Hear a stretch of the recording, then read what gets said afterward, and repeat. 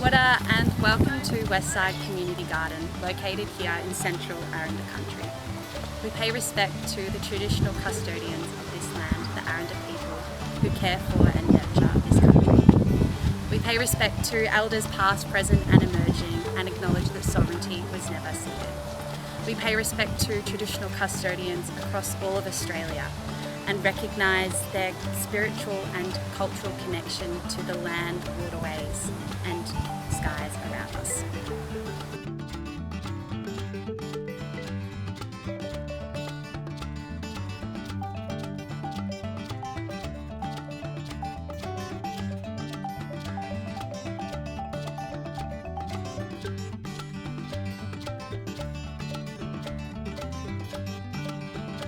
Welcome to Westside Community Garden, and thank you so much for becoming a member.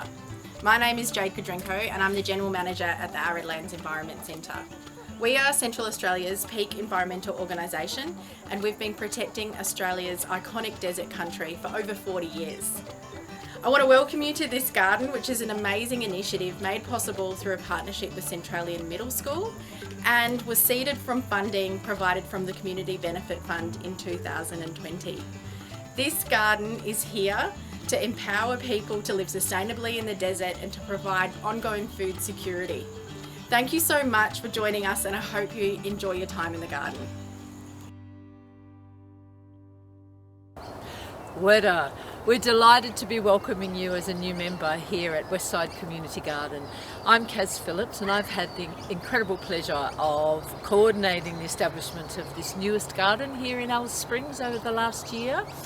And we're delighted to finally be ready to be accepting membership, and hope to see you all in the garden lots soon. The purpose of this video is to ensure that you've got all the basics that will reinforce what you've read in the manual. We want to make sure that you know enough so that when you come here, particularly if you're here without other people here at all, that you know you're having a satisfying, safe and fun time being here in the garden. We're hoping that people access this garden for a whole lot of purposes, to help us create a bountiful, wonderful, productive food garden, but also a space that's fabulous to just hang out in, to put your feet up, relax, listen to the birds and notice the diverse insects and plant life that are growing here at the moment.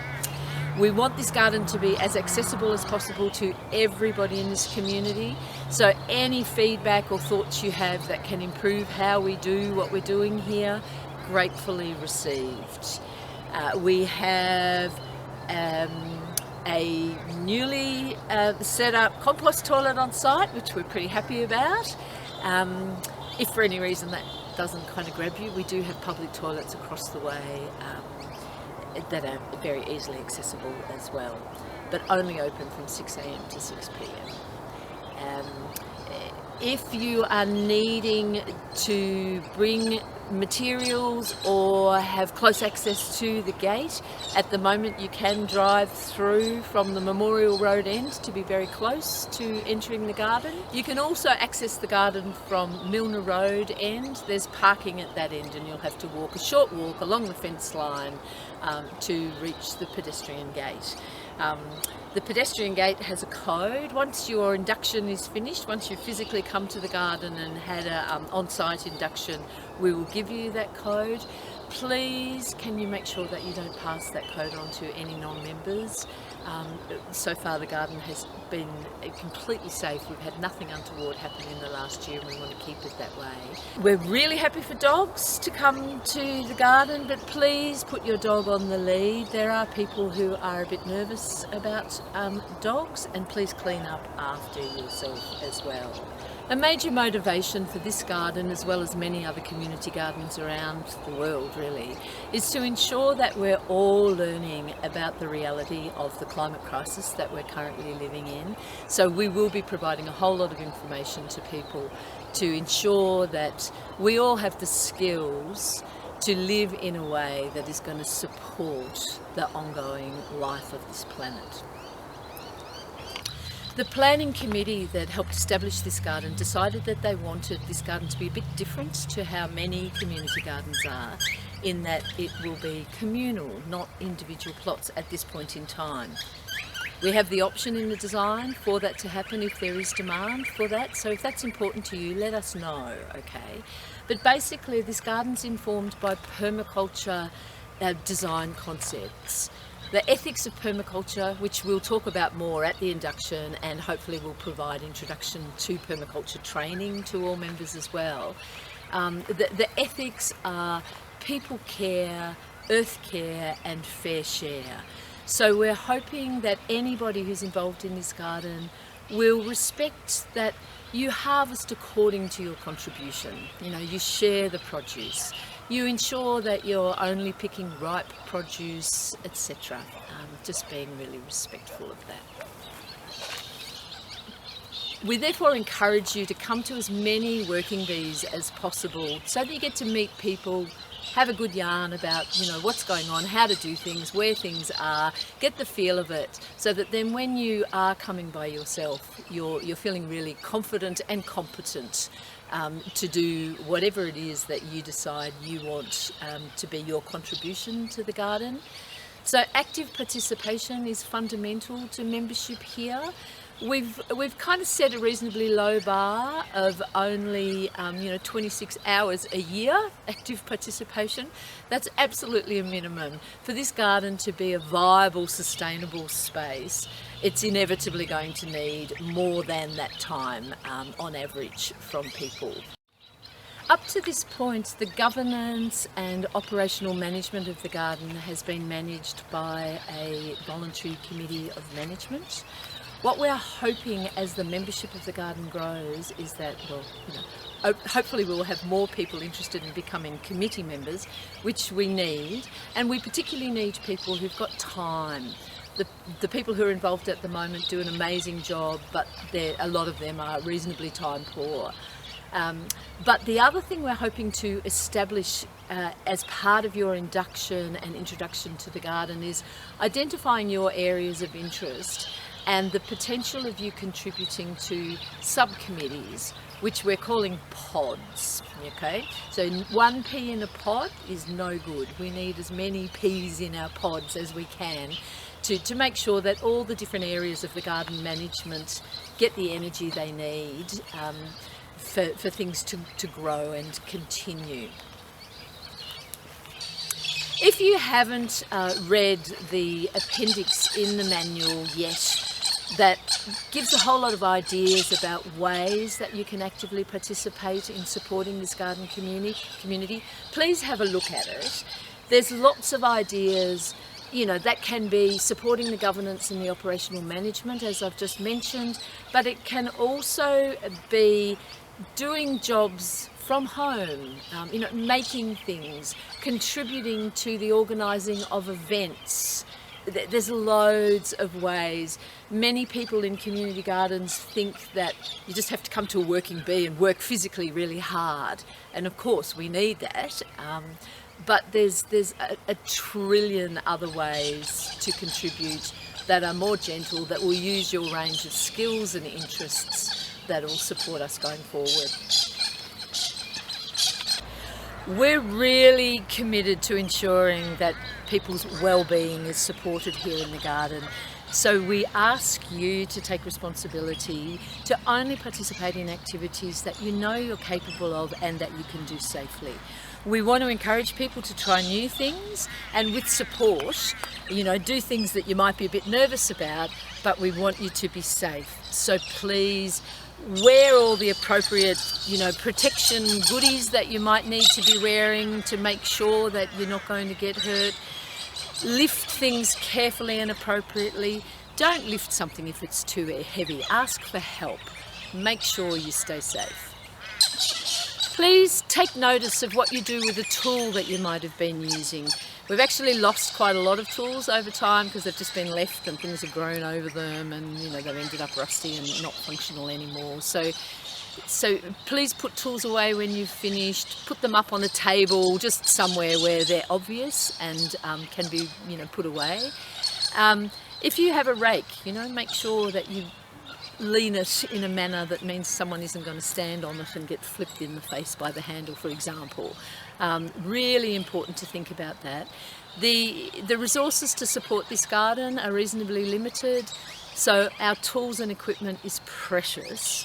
So sharing responsibility to make sure things get cleaned before they get put away, and also support to make sure that tools get, remain sharp and so on. There's all sorts of different ways that you can contribute to keeping our tool and equipment supply functional and fabulous. Safety in the garden involves many, many different things. We're particularly committed to ensuring that people are communicating respectfully and in a supportive way always. If you observe or experience any kind of interpersonal conflict or behaviour that's unacceptable, we want to know about it, and we have systems in place to make sure those issues get resolved. Some of that's referenced in the manual, and there's links to policies and processes that we have in place to support that. Obviously, if it's just some interpersonal challenges going on, we want a culture here in the garden where people are comfortable to just name an experience they might be having with somebody that isn't feeling okay. If you're uncomfortable about pursuing that on your own, the committee and other garden members are really happy to support you in ensuring that communication happens and that issues get resolved before they become problematic. As I'm sure you'll know, everything about productive food growing gardening is actually about the soil, the quality of the soil, the amount of microorganisms that we have operating in the soil that support all the activity to make sure plants get their nutrition and needs met. One of the things that we concentrate a lot on here is compost making. So I'm hopeful that you'll want to participate in learning about the hot compost system, for example, which we will regularly do. We'll regularly make new hot compost bays at a working bee, but in between times they need to be turned. So any contribution, particularly those of you who want to do a really good workout, to get that fork in and get that turned into the next bay, to make sure that there's all the moisture, that's not too dry, and that all the ingredients in the hot compost are mixed really well and are going to decompose to become luscious food for our plants. If you have large quantities of food waste that you want to compost, we've got cold compost bins, which is where we would prefer food waste to be deposited, and we'll talk a bit more about that process. But if you're able to bring buckets of food waste to the working bees, particularly on a Sunday when we're making a hot compost, it's perfect to be able to put large quantities of food waste into a hot compost creation. Most of the green waste from the garden we can compost in our hot compost systems. However, the arch enemy of everybody here is couch grass. I'm sure you all know about couch grass. We're on a mission to end up with no couch grass in this garden. Please never put couch grass in any of the material that's going to be added to the hot compost. We have a separate place for wheelbarrows of couch to be dumped, for it to dry out, and for us to then dispose of that separately. It's really important. If we put couch in amongst the compost materials, it will grow in the compost. It's like a crazy machine. So we'll talk lots about couch grass and how to manage it. If you're digging couch grass out, and we encourage any of you who need a good workout to do some digging, unfortunately we do have to resort to chemicals for couch management in this garden. We're trying very hard to not use that in areas where we're growing food, but the more people who are happy to contribute to some manual management, the quicker this problem will be resolved. Please make sure that you dig deeply. You ensure that you get all of the roots of the cooch. If you just pull it from the top and leave the underneath the ground material there, it'll just keep growing back and probably grow back even faster. So better to not do anything with cooch if you don't have the time to do a proper dig. When we talk about cold composting, we're talking about these black bins here, okay? And any food waste, either generated here in the garden if we have an event, or, you know, when we've finished eating a watermelon after our working bees, all of the food scraps end up in here rather than just left in an open bay. And the reason for that is that, you know, they attract insects and vermin and what have you. This contains them so that we don't end up a problem with lots of rodents in the garden. But there's a bit of work that you need to do to manage a cold compost. Composting requires a good combination of nitrogen-rich materials and carbon-rich materials joined together in balance so that actual decomposition happens. If you just throw food in a cold compost, it just rots and smells. Compost should never smell. If it's smelling, we're not doing something right. It's too dry, it's too wet, it doesn't have enough carbon material, okay? So we'll talk more about how to manage that. With any composting, the smaller we break down the materials, the quicker compost will be made for us to put in our garden. The way to do that is to chop up very small and make sure you've got maximum surface area on all the ingredients, and that increases the opportunity for the microorganisms to start the breakdown process that becomes compost. If you put great big hunks of things in the garden, they'll take forever, especially if they've got hard skins and what have you. That's really difficult for microorganisms to break down. This is one of the most important parts of our garden. This is our hot compost bay area, where hopefully at every Sunday working bee at least, we make a new hot compost. And in between times, we regularly turn that compost so that we end up with luscious microorganism-filled food for our garden. It's the source of all life and growth in the garden, so it's really important that we're all connected to how to do this. We've just had a working bee yesterday and we've made this hot compost. It's covered in wet hessian bags. If you're here at the garden, can you make sure that they stay damp on the top? Keeping this moist is really important. We layered loads of cow manure, straw, kind of in like lasagna layers, where there's a carbon material and a nitrogen material, carbon and nitrogen, all of it damp and really wetted in well. They'll need to be turned on a weekly basis to aerate and to ensure that it's still damp enough. So they form, this is like a metre by a metre by a metre minimum size to make a hot compost. And it generates the growth of heat-loving microorganisms.